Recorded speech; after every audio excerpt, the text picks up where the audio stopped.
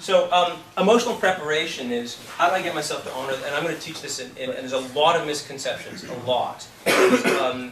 A lot of people's misgivings, and it's really exciting, it's really quite fun, and it's really very, very easy, because you are an emotions incarnate. All you got to do is release them, and I'll show you how. And it's not, I mean, it's my semantics, but it's not methodology, it's actually psychiatry, it's how your brain works.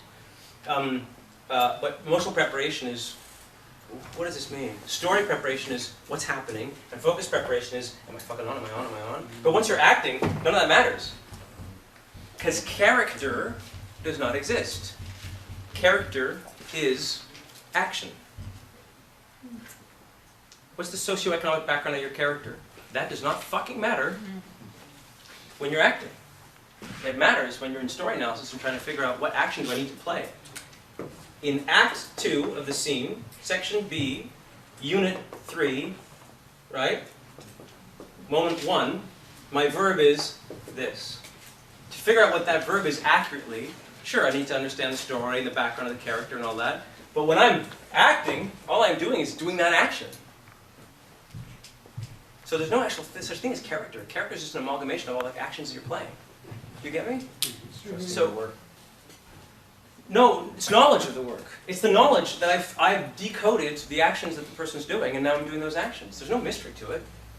I mean, if you stop and studied these tapes, and really studied me, you'd figure out who I am as a character by looking at all the actions I play. I mean, I'm a very specific personality, and you've probably got an idea of my character. I don't really, because I'm the one doing it. But you would study it, and you go, I played Mick Jagger in a movie. You know? It's not impersonation. It's inhabitation. I study Mick Jagger, and I go, and I don't think I look like Mick Jagger, frankly. And there was a guy that looked a lot like Mick Jagger at the auditions, and I was amazed that he didn't get it. And I said to the producer, the dude next to me was like, fucking spitting image of Mick Jagger, and he goes, yeah, but you can act. Because I watched hours and hours and hours and hours and hours of tape of interviews with Mick Jagger. And my wife and I watched him and decoded him. My wife was like, you know, post-Jagger age. I was a huge Rolling Stones fan. But my wife, I said, I play Mick Jagger. She was like, oh my God, he's so not sexy. I'm like, Mick Jagger's the sexiest son of a bitch that ever lived. And she's like, he's so not sexy, he's so ugly. We started watching the interviews, and like literally 7 minutes in, she goes, oh my God. Oh my God. He's the sexiest man that ever lived, really. Hideously ugly.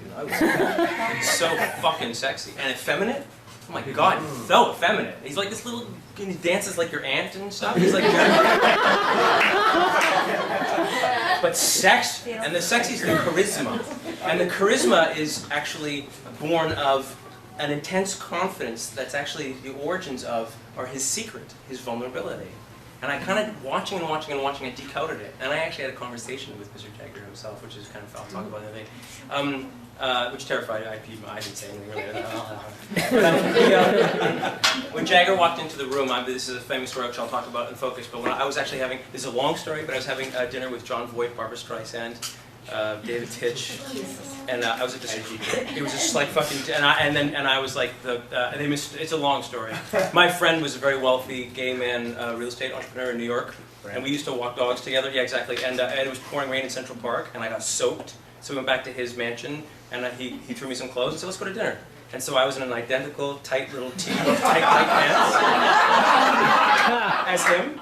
And we walked in together, and he's like, oh my God, it's John Voight. Hey, Barbara. I'm like, oh, hi, Alan. And we had dinner with Barbara, and the whole time they're like, engagement showing? I'm like 24 or whatever. Like, I'm actually, oh, well, like, so I'm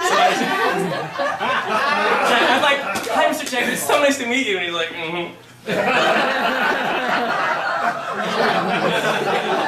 So I'm in this restaurant, and I'm talking with, I was not talking to Barbara Streisand, I was looking at the ground.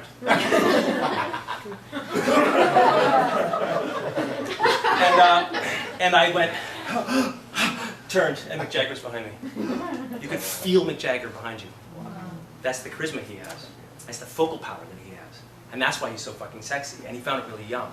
But it's a secret. You go back and you study Mick Jagger's character. Mick Jagger is an upper-class English boy who went to an art school, who has studied philosophy, and in his early interviews, like in '62, he's like, absolutely, that's right. Well, the Rolling Stones and R&B music from America, and you're like, fuck, he's like upper class guy. And he's smoking a cigarette and he's talking and he's all very, you know. And then you cut to a year later. Right, my thing. And he's like, what the fuck? And he's playing a character. His character is a dirty down, you know, the alcohol and the booze and the heroin. And if he was at that alcohol and booze and heroin, how the fuck could he have created such an oeuvre of unbelievable music? Keith Richards is the other lie. There's all this stuff, Keith Richards and heroin and blood and shit. And watch Sympathy for the Devil, the documentary of how they created the song. That's one very fucking skilled, very sober guy.